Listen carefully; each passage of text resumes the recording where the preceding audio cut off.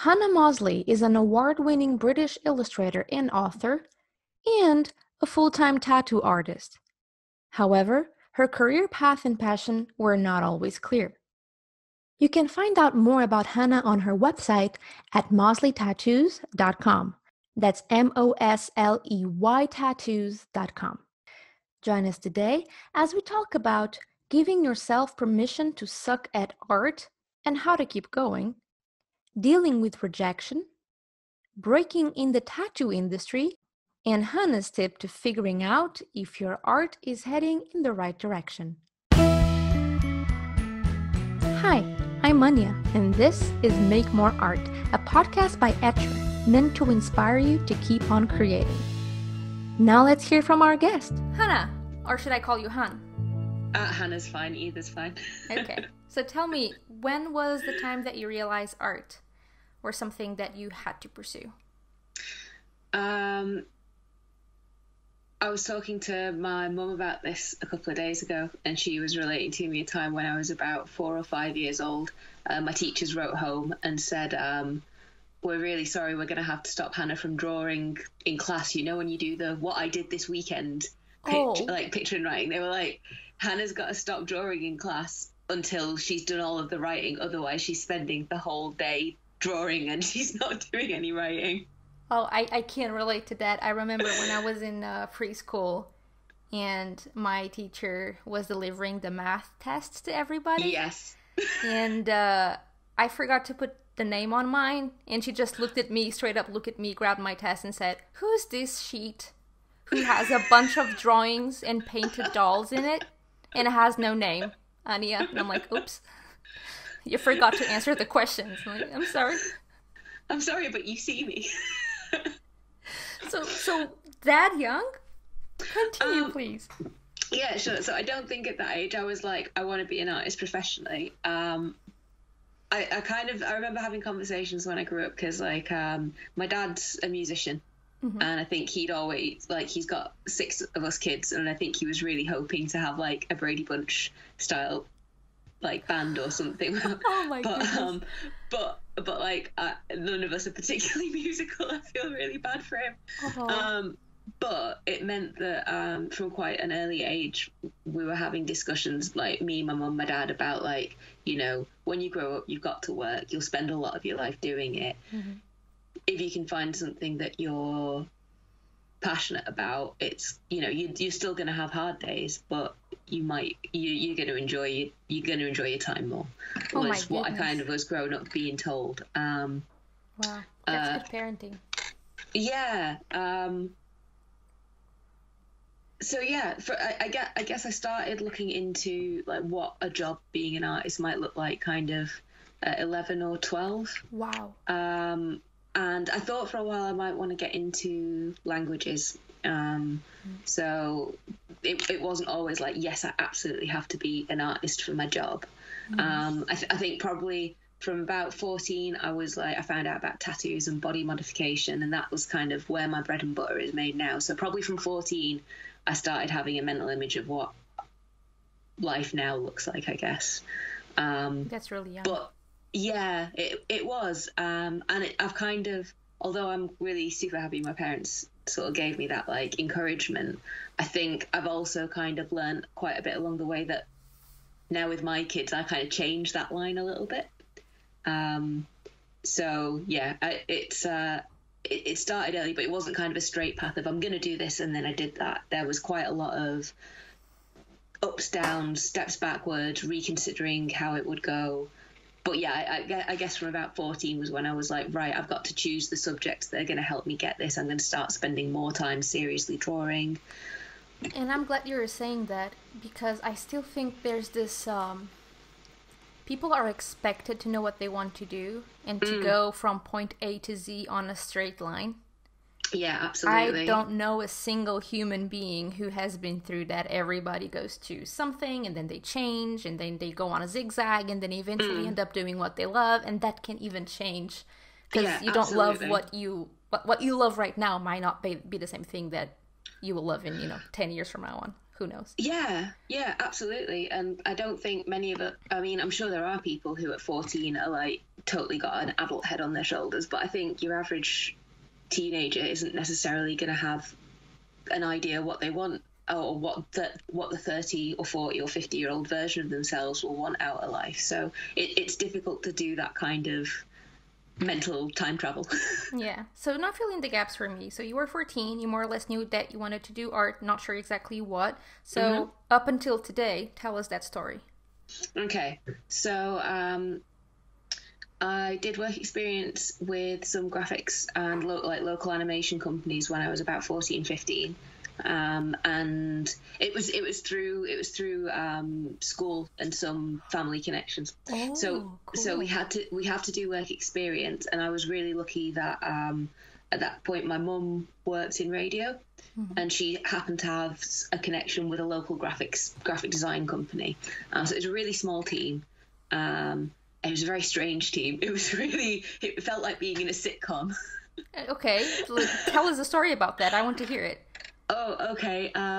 So I'm gonna try and not drop any identifying features in. Okay. But basically, the project they were working on at the time was a rebranding for an English seaside town.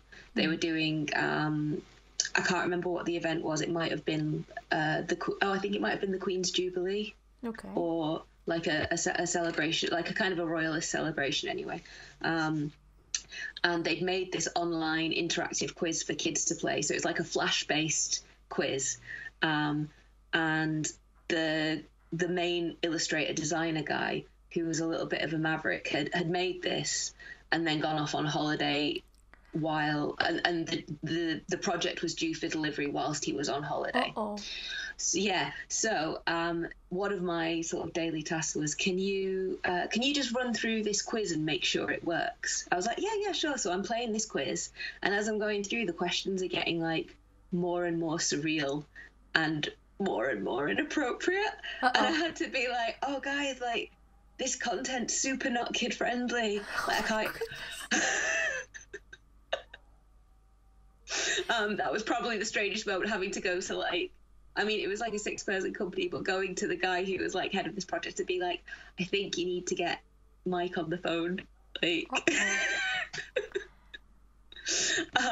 did he do that on purpose, or he just? Yeah, absolutely, he did it on purpose. So he knew his holiday was gonna be cut off short. I'm not 100% sure he was planning on coming back. I don't know what was going on there. There were some really bizarre characters. Oh my goodness. But it was great. It was a really interesting learning experience to see, like, because I was like, these guys get to do cool stuff all day, but then I got in there, I was like, oh, office dynamics. That's a thing, whatever your job is. Well, you never had a boring day of work, I'm sure. Absolutely, yeah. So yeah, that was like my middle teens. I did my end of high school exams. I moved to Manchester, where I still live now, and I enrolled to do illustration with animation at the school there. And while I was studying, I also worked for an independent cinema. So when I first moved to Manchester, I was 17, and I didn't know anyone else in the city. So I actually enrolled as a participant in their youth program. Did you move by yourself? Yeah. Oh my god. So I moved in and I started doing this animation program with the cinema's called Home now, but it used to be called Corner House, and they've got an amazing youth engagement program. But while the program was ongoing, I turned 18. So once that project finished, I'd aged out of the program. But I loved it so much, I was like, please don't send me away. And so they actually gave me a job. So I worked there, facilitating youth workshops and animation filmmaking while I was doing my studies. Did my studies, graduated, had a little illustration show, and then just kind of landed with a plop at the end of it and didn't really know where to go or what to do next. It was 2010 that I graduated, and our leavers speech was kind of like, you guys came to university with all these big hopes, and now we're in the middle of a global recession. Oh my. Sorry, bye. And So you graduated in 2010, but when did you move to Manchester? It would have been 4 years before that. Okay, so you were there 4 years by yourself. You graduated, now what? And Yeah. where did you come from? You went to Manchester from? A town pretty nearby. I lived in a place called Rosendale Valley, which is only like, it's less than an hour's drive from Manchester. So I hadn't moved very far, but at the same time, my mum had moved to Wales, so we kind of both moved at the same time. But yeah, it was all very happy and amicable. It was just what was right for our family at the time. Yeah, and I'm glad that you guys are like that. I don't know many families that are so independent and. You know. Yeah, I think, I think now I've got kids who are only a few years younger than I was when I moved out. I kind of go, what? Like, I had a lot of support from a distance from my mum, but it was still a pretty crazy time. And I've got a 14-year-old now, my stepdaughter, and I kind of look at her and go like, oh my God, I was only 3 years older than you when I moved out. Like, how did I not accidentally microwave myself, or because you're a lady warrior, that's why. Thanks, I'll take that. Oh my goodness. Okay, so you graduated. Now what? Right, so for a while, for like the summer after I graduated, I worked in a pen shop. So I was just like selling pens and going to festivals and working at festivals, like selling hot dogs and having a nice time. And I just kind of got this feeling of like, oh, like I need to make something happen.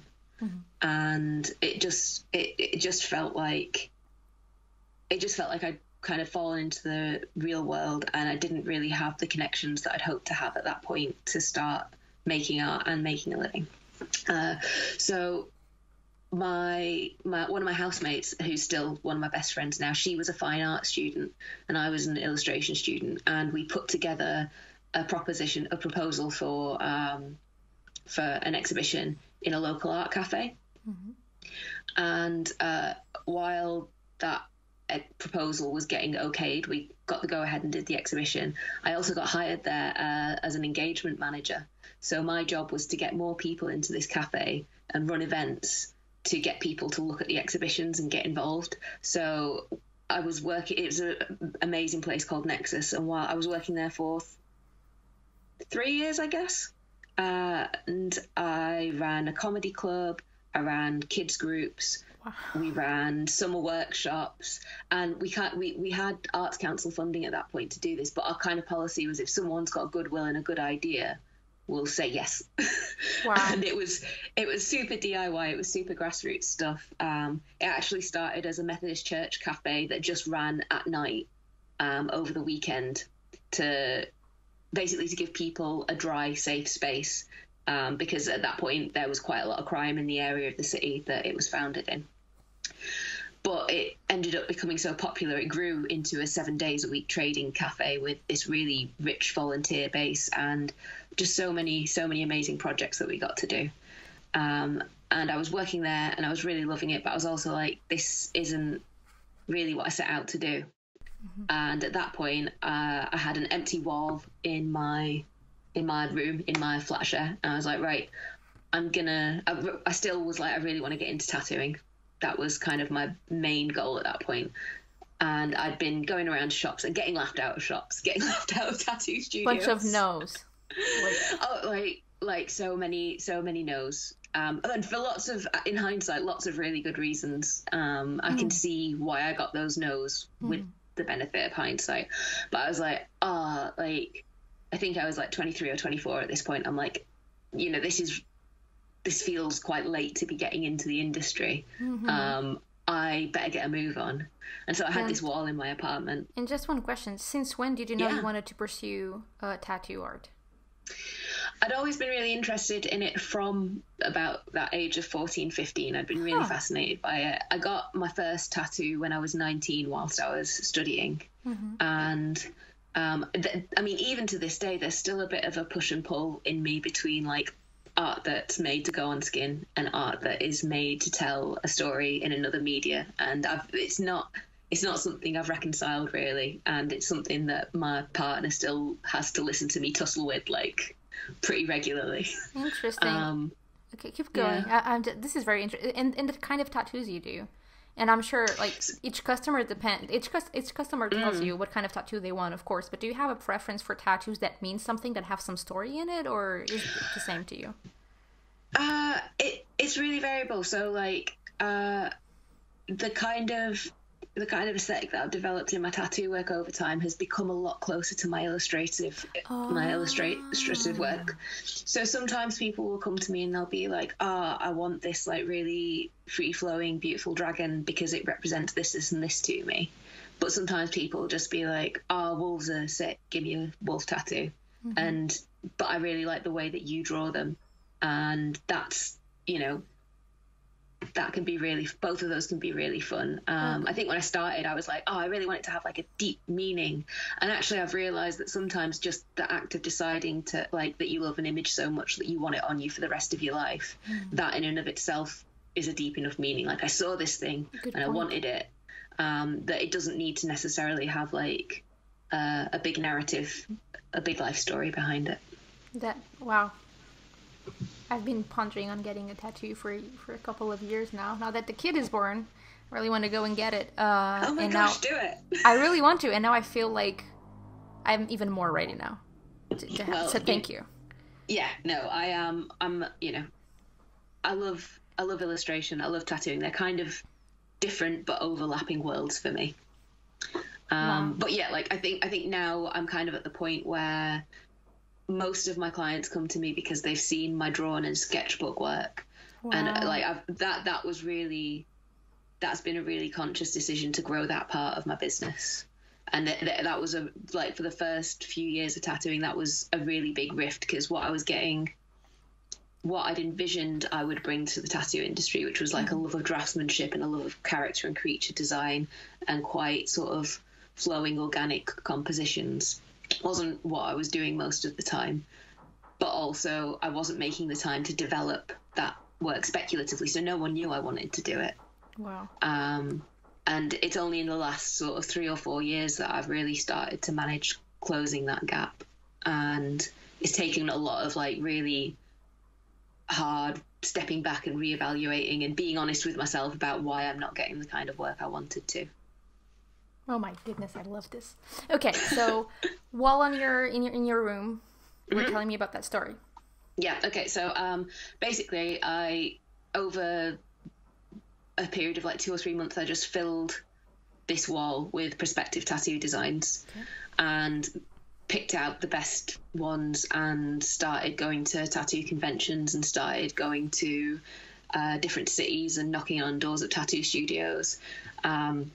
The industry's changed a bit even since then. Like it's a lot easier to walk into a tattoo shop or, get a tattoo and start a conversation with somebody now. It still, to me at least, felt like it was pretty scary. And I wasn't very heavily tattooed at that point, which kind of makes people innately a little bit suspicious of you, I guess. Oh, interesting. Yeah. I don't know. Have you heard this turn of phrase, never trust a skinny chef? Yeah, that does. Okay, yeah, that does make sense. Same thing with the hairdresser. If his hair is not cool, or her hair is not cool, I mean, what are you doing? Yeah, and in some ways, like, I look back and I go, maybe I would have had a better experience if I'd taken more time to get tattooed and not been and enjoyed the art directly for myself more before rushing ahead to try and be making it and convincing other people that was the position I should be in. But again, like hindsight's a great thing to have. Yeah, and I'm glad that you're having them. It means that you paid attention, and now you can move forward and get better and better, which is exactly what's happening to you in your career. So that's wow. I'm really enjoying this conversation. Okay. Oh, great. Keep moving forward. What else? So what happened next? So I've been looking for the apprenticeship for, I think at this point I've been actively like talking to artists and asking about apprenticeships for 2 or 3 years. And I was looking at moving country because someone had told me that I might have a better chance in France because there was more of an emphasis on line work and illustrative work there at that time. And then someone said to me, why don't you just go and approach this guy. I don't want to talk about my apprenticeship in too much detail because I've since moved on from that shop. But basically, yeah, I managed to find an artist who was willing to take me on. And I got there and was like, yes, I've made it. And then like reality kicked in, and it's a lot more I think having a dream and getting your dream are two different things. Yeah. And I kind of think back to that period of my life as being like my relationship with art up until that point had been like having a childhood sweetheart. So like we were each other's best friends. We always had loads of fun together. Like I'd sneak out and stay up late to do arty things. And like I'd been doing like loads of mad stuff, like putting in art exhibitions and doing 24-hour comic days. And I did a full 24-hour long painting with a friend once. So at that point, like art was like this really fun, vibrant thing for me. And then I feel like when I started actually getting to do it full time as a job, it was like we settled down and got married and got bills and got a kid and got all this extra responsibility. Oh my God, reality just kicked you in the face. Yeah, kind of. And I just sort of, I kind of let all the responsibility that I was now putting on my art practice squish all the fun out of it, and everything that I'd really loved about making art up until that point, I kind of let get squished out of it for me, and was just kind of lost my way a bit in pursuit of just trying to fit into this particular studio culture. And it took a few years to get out of that phase, and now I feel like I'm in a happy marriage where like we have date nights and we still do our hobbies. Oh wow, I love that metaphor. Yeah, well, it does feel like a marriage because it's like an ongoing, decades-long relationship, and you've really got to take care of it. So, what would you say alongside? I mean, are you done with your story? I don't want to interrupt you. No, I think that's pretty much it. So, just to kind of briefly update to where I am now, I moved studios about 3 years ago. My new studio manager is amazing, and she's really helped me kind of drill down into what I have to bring to the industry that other people can't necessarily. Like, what can I do that makes me me? I'm a very easily distracted person. And if I have an idea, I almost have to go and do it immediately. And stylistically, that can pull me in like a million different directions. And actually just having someone say, hey, what do you really love doing? Maybe just like sit with that and focus with that for like the next few months, and don't worry if it doesn't seem to take off immediately. Just stick with it. I've got confidence that something will come of that if you stick at that for 6 months. And that's what happened about 2.5, 3 years ago. And now it's really working. Like I can see the longer sort of ebbs and flows of the kind of work that I'm getting related to the kind of speculative work that I'm producing. Yep, that's diamond level advice right here, folks. I can relate. So, amazing journey. What would you say up to this point? What was your biggest struggle so far? Was that the couple of years that you spent at the first shop? Yeah, because I think that period also came with realizing a lot of uncomfortable home truths as well, which was really hard at the time, but I'm really grateful for in hindsight. So part of it was realizing that the barriers I'd been coming up against weren't just that the industry was being unfair or that someone didn't see how good I was. Actually, it was that I'd sort of tried to skip ahead, and I hadn't become enough of like a super taster of the art that I wanted to, like the industry I wanted to be a part of. It would be kind of like not making loads of films, but then expecting someone to hire you as a director. It's a tough realization to come to. Yeah, and just that if I'd approached things a little bit differently, not only would I have probably succeeded quicker if I'd gone out and invested more time and money in getting tattooed at that point, but also it wouldn't have been such a shock when I had got into the studio and I did come across the studio culture, because I would have seen a wider variety of different studio cultures. And that I don't want to say it would have changed my choice of job, but I think it would have prepared me mentally better. Or even prepared me mentally to say, actually, I'm not really down with this particular studio culture. And I've seen that there are other examples of how people can create a studio culture, because I've spent a lot of time in different studios.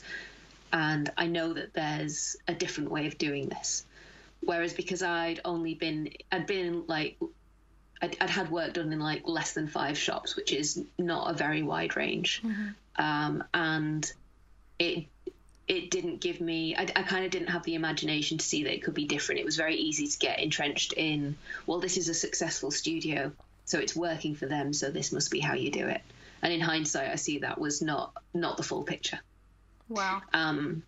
So yeah, that was probably the toughest time, because I also went through a period of like letting a lot of my draftsmanship skills atrophy because they worked in a slightly different way, or a very different way. And so when I kind of came out of that, in many ways, I was like a worse draftsman than I was when I went in. And I kind of realized that, and had this big like, oh wow, like it was just kind of a reckoning of like, I've not made the best choices for myself, and I can't undo that, but how do I move forward from here? Wow. Yeah, that was definitely the toughest period, and it came with it came with a fairly sizable depression at the time, and I just kind of had to pick myself up and go, right, we need a plan. This isn't where I wanted to be. This isn't the level of skill that I thought I'd have at this point in my career. What can I do, and how do I pick myself up and move forward? And how did you pick yourself up and move forward? A lot of podcasts.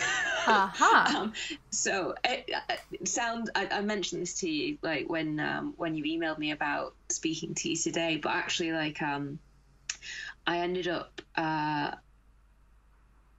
basically I kind of wanted to go back to basics, and I wanted to spend a lot of time just drawing from life, drawing from photo reference, breaking down the kinds of designs that I wanted to make. And during that time, I was finding it really hard to actually stick at that practice, because you've got to put in the hours, and you know that what you make for the first large chunk of that time, you're probably not going to be very happy with. And during that time, I ended up binging loads of Oatley Academy podcasts, loads of schoolism podcasts, loads of Tim Ferriss. just basically anything that, it was partly distracting the little chicken voice bit at the back of my head that kind of is like, why are you even bothering? You're just going to be rubbish. Don't even try. Oh, goodness. And also I was just trying to like soak myself in, like, it's like getting into a pool of water that is just encouragement and recognition that it's hard and it's a struggle, and that I wasn't the only person who felt like this. Yeah. And yeah, I'm like, there were points where I was like, literally I'd be like sat there crying and Googling job listings and being like, I can't do this anymore. I'm gonna go be a midwife. Oh my goodness, you are amazing. You did it. So yeah. And occasionally I'll still have a wobbly day where it's like, oh, like, am I doing the right thing? Is this, am I doing the right thing for this industry? Am I doing the right thing for me? But those days are really few and far between now. And overall, the kind of overarching sense I have now is I have clients who love the work that I do, and it speaks to them personally. They love it enough to get it on their bodies. And during lockdown, obviously, I've not been able to tattoo. Like, I've had so many of my clients reach out and buy paintings and illustrations and commission me to do pieces. And it feels like I'm just looking at going, that gap between what I wanted to draw and what the kind of artist I wanted to be and where I was, it's really starting to fuse and close. And it was so much harder to get here than I expected it would. I think I'm at where I thought I'd start at now. Like several years in. You just have to go a bunch of steps back in order to move forward in the right direction. Exactly that, yeah. That's and I'm so happy that I did, because it just feels very peaceful at that point now. And that's probably what made you grow the most as an artist as well. Oh, absolutely. Yeah, without a shadow of a doubt. Boom. Okay. Any words of encouragement for our listeners? Yeah, just I actually had some advice tattooed on myself. I know that this is a podcast, but can you see that, Anya? More draw. Draw more because of the mirror. Yeah, draw more. If Yeah. you're listening to this on Apple Podcasts, Spotify, or any podcast platform, go to our YouTube channel. So you can find all the links at etchrlab.com/Hannah, HANNAH. And we'll have a link to YouTube where you can see the tattoo on her hands. It's worth it. Go and see it. Again, please show that to me again. Please, please, please. I'm just make sure I do it the right way around. Yeah, my goodness. And I like that you're putting those in that order of hands. You have to shift your hands for me to read it properly, but you made it for yourself because when you turn your hands to yourself, yeah, so it's a tattoo for yourself, not for others. Yeah, and it's funny because that phrase, "it's for me" in tattooing is it's like a joke for tattooers as well, because it often leads to people, like, basically they're upside down, because when we always look at your arm from top to bottom, shoulders to fingers, and having a tattoo that's like facing yourself it's like how bad kerning makes graphic designers sort of twitch a bit. Upside down tattoos are kind of the thing that make tattooers like a little bit twitchy, but I don't care. Like, one of my friends did it. We weren't even sure if it would stick in, because tattooing on the inside of your fingers and palms generally doesn't heal up so great, but she did an amazing job, and it was just really daft. I was just like, whenever I've been feeling down or stuck, there's definitely a time and a place for having a break and giving yourself some chill time and going and doing something that isn't art. But also, if you are just consistently stuck at whatever it is you're doing, just do it more, and just be okay with the fact that it's probably not going to be where you want it to be for a while, and just give yourself permission to suck for a bit. Like, I draw every day, and I still have days where I have to be like, it's okay, today's a sucky day, but if I push through it, you do eventually hit that gold, and you'll get that line, or you'll get that gesture or that expression or whatever it is you're looking for. So basically, just if you're stuck, just keep going, just make more. Yeah, if you're stuck, you're not stuck. Yeah, absolutely. There's always something that you can do. And also, I'd kind of suggest, don't feel the need to monetize everything that you do creatively. I think that the flip side of you can do anything you want to do and you should have a job that you're passionate about is, sometimes you can kill the passion by making it a business. And I think if you have a job that pays your bills and affords you the time to make the kind of art you want to make, that's super valuable. And when you start connecting with the people who really appreciate what you're doing, whether they're paying clients or other artists, I just think that's the biggest buzz. Do